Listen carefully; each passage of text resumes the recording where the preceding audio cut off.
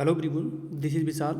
Now we are going to discuss about our lecture 43 Extension Education. In this lecture we cover research, types, hypothesis and questions. So guys आज का हमारा जो session है इसमें हम लोग रिसर्च का टॉपिक कवर करेंगे और हमारा थर्ड लेक्चर है रिसर्च मेथोडोलॉजी पे।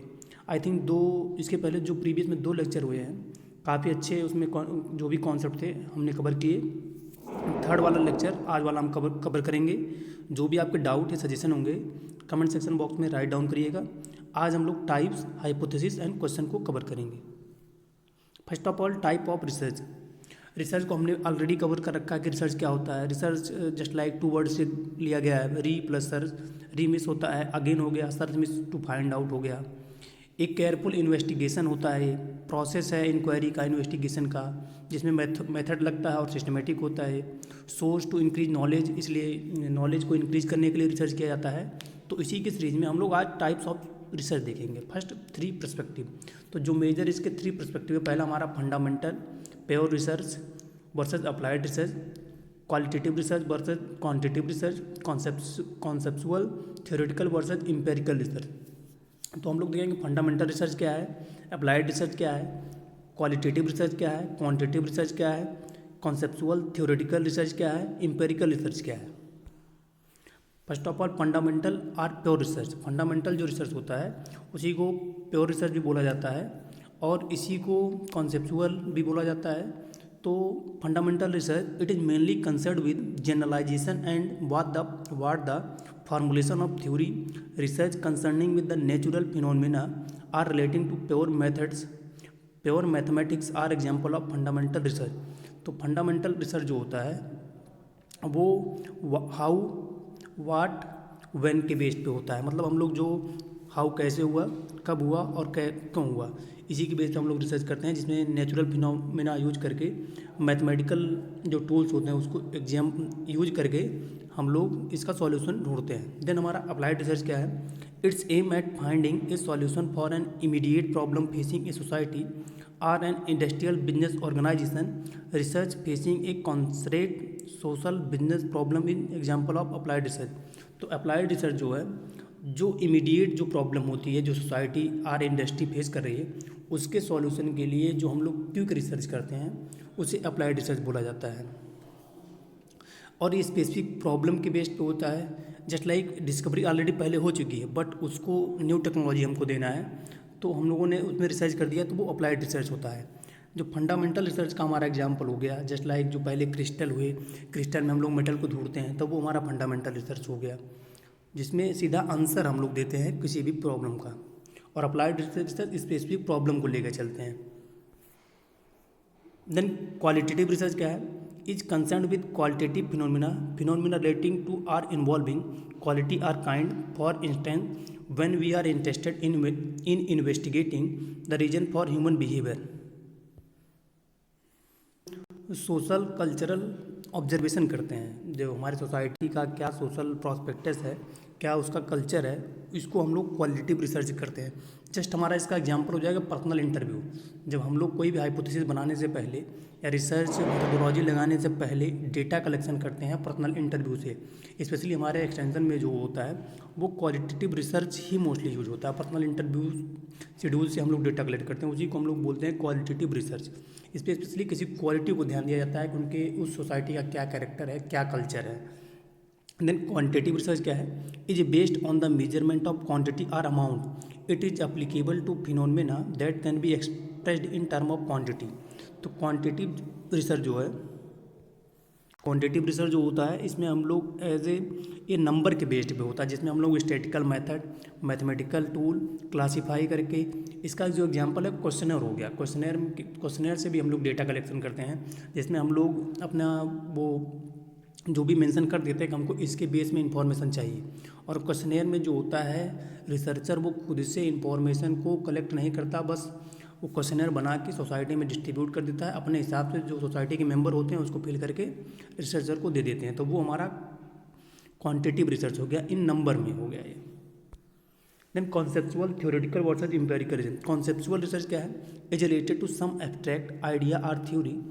It is generally used by philosopher और thinker to develop new concept or to reinterpret existing one. तो कॉन्सेप्चुअल रिसर्च क्या है, जो पहले से एग्जिस्ट है सोसाइटी में, और आइडिया और थ्योरी लगा के हम लोग उसमें न्यू लाने की कोशिश करते हैं, न्यू कॉन्सेप्ट को ढूंढते हैं, वही कॉन्सेप्चुअल रिसर्च है, कॉन्सेप्ट लगा के करते हैं। Then empirical research relies on experience और observation alone with often without due regard for system and theory.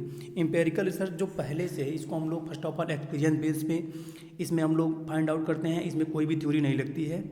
और ये जो हमारा ऑलरेडी हमारे सोसाइटी ऑलरेडी जो है ये सोसाइटी में प्रेजेंट होता है, इम्पेरिकल बेस्ड पे जो ट्रेडिशनल चले आ रहा है उसी के बेस पे हम लोग बेस्ड ऑन अपने एक्सपीरियंस के बेस पे रिसर्च करते हैं, तो वो हमारा इम्पेरिकल रिसर्च हो जाता है। कॉन्सेप्चुअल जो रिसर्च का होता है वो कॉन्सेप्ट एक बेस्ड पे होता है, आइडिया और थ्योरी की बेस्ड पे, न्यू आइडिया क्या उसी के बेस पे हम लोग रिसर्च करते हैं।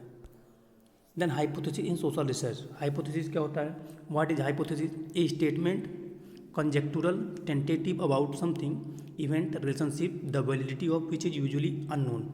हाइपोथेसिस स्टेटमेंट होता है जो कि किसी भी इवेंट को या रिलेशनशिप को वैलिडिटी को देता है जो कि अननोन है। सिंपल से वर्ड में हाइपोथेसिस परिकल्पना होती है कि रिसर्च स्टार्ट करने से पहले हम लोग अपना जो माइंड में सेट करते हैं कि हम लोग ये रिसर्च में ये करेंगे, वही हाइपोथेसिस होता है। हम लोग उसको अपने माइंड में एक मैपिंग कर रहे हैं, जबकि एज ए उसका प्रैक्टिकल एप्लीकेशन अभी नहीं हुआ है, उसी को हाइपोथेसिस बोलते हैं।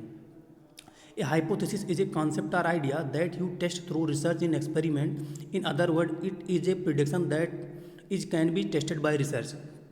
तो हाइपोथेसिस कॉन्सेप्ट और आइडिया है जो कि रिसर्च और एक्सपेरिमेंट में टेस्ट की जाती है। सिंपल से वर्ड में एक प्रिडिक्शन होता है कि जो रिसर्चर बोलता है कि हम अपने रिसर्च में इस स्टेप को यूज करेंगे, उसी को हाइपोथेसिस बोला जाता है। ए hypothesis is a specific statement of prediction, it describe in concrete rather than theoretical term what you expect will happen in your study.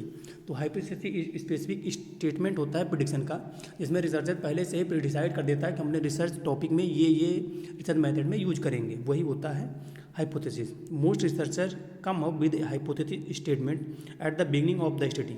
तो मोस्टली जो रिसर्चर होते हैं वो पहले ही हाइपोथेसिस, जो उनके गाइड होते हैं या एडवाइजर होते हैं, उनको हाइपोथेसिस बना के दे देते हैं कि हम अपने रिसर्च में ये स्टेप यूज करने वाले हैं। However not all research study have hypothesis. तो मोस्टली जो सभी है जो रिसर्चर होते हैं या रिसर्च होते हैं वो हाइपोथेसिस बेस्ड पे नहीं होते हैं। एग्जाम्पल के हम इसका देखें, children of upper class family have higher IQ than the children of lower class family. जैसे ये हो गया कि जो हाई क्लास के फैमिली के हैं स्टूडेंट, उनकी IQ लेवल ज़्यादा होगी जबकि लोअर क्लास की फैमिली का कम। तो ये हो गया। Job satisfaction decrease are as working hour increase. तो जॉब सेटिस्फेक्शन डिक्रीज होगा जब वर्किंग आवर इंक्रीज हो जाएगा। Aggression is associated with frustration. तो एग्रेसिव जो एग्रेसिवनेस है वो फ्रस्ट्रेशन से एसोसिएट है आती है। Crime rate increase as urbanization increase. तो अर्बन एरिया जब इंक्रीज होगा तो क्राइम रेट बढ़ेगा, ये हो गया। Lower class has larger family size than upper class. Lower class जो फैमिली होती है वो हायर, उनमें फैमिली साइज लंबी होती है। ये हो गए हाइपोथेसिस। जैसे इसको हमने पहले प्रिडिक्ट कर लिया कि हम ये करेंगे। Type of hypothesis. Research hypothesis पहली हमारी हो गई working hypothesis, then null hypothesis. Working को ही अल्टरनेटिव भी बोला जाता है। नल हाइपोथेसिस क्या है? Null hypothesis are in sense reverse of the research working hypothesis. तो नल हाइपोथेसिस है जो कि एक सेंस है जो कि रिसर्च के रिवर्स में जाती है, हमेशा वर्किंग हाइपोथेसिस इसको बोला जाता है। वर्किंग हाइपोथेसिस के they are the statement about the reality of things expect that they serve to refute or denying what is explicitly indicated in a given research hypothesis. तो स्टेटमेंट होता है जो कि रियलिटी को बताता है और एक्सेप्ट करवाता है कि सर्व में हम लोग जो रिसर्च करने वाले हैं उसके जो भी स्टेप होते हैं उसको इंडिकेट करता है नल हाइपोथेसिस। कभी कभी नल हाइपोथेसिस जो होती है वो रिजेक्ट भी हो जाती है, तो रिसर्च इनवैलिड माना जाता है, जबकि ऐसा नहीं होता है।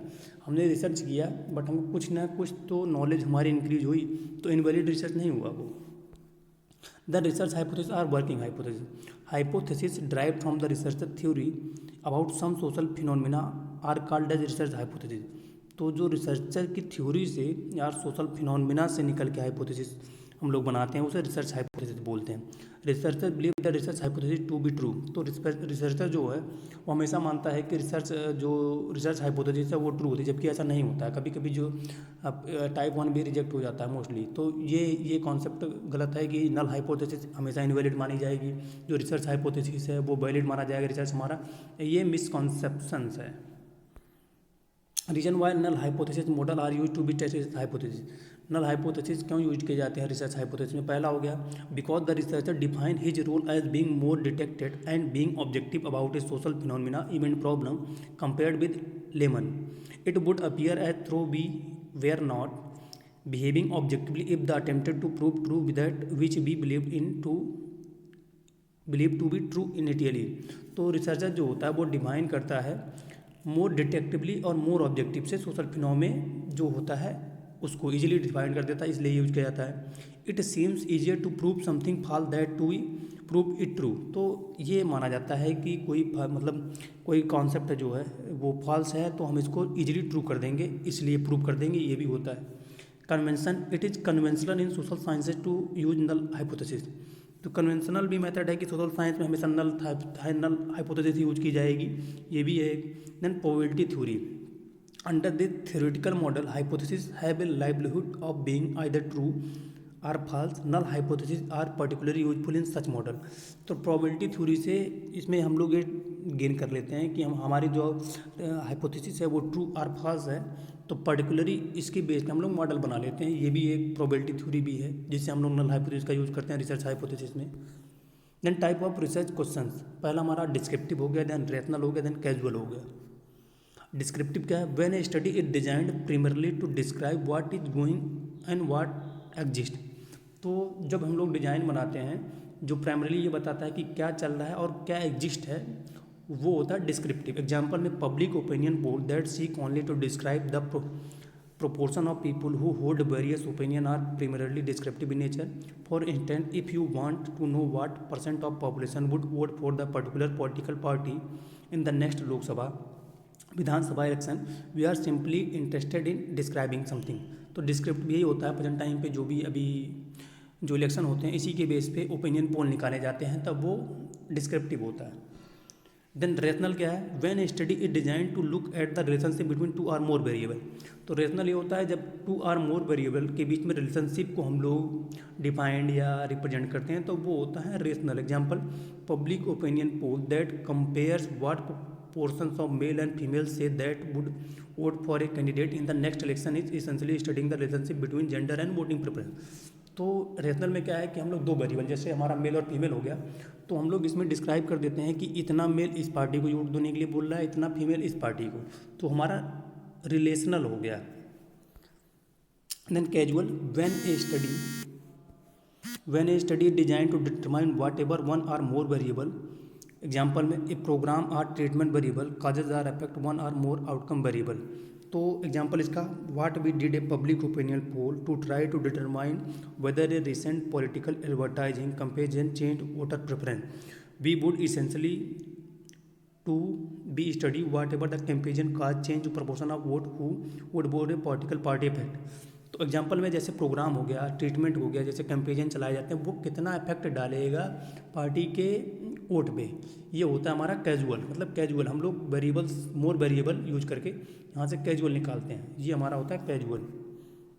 सो गाइज आई थिंक ये सेशन आपके लिए हेल्पफुल होगा। जो भी आपके डाउट है सजेशन होंगे कमेंट सेक्शन बॉक्स में राइट डाउन करिएगा। सेशन में एंड करता हूँ। Thank you for listening.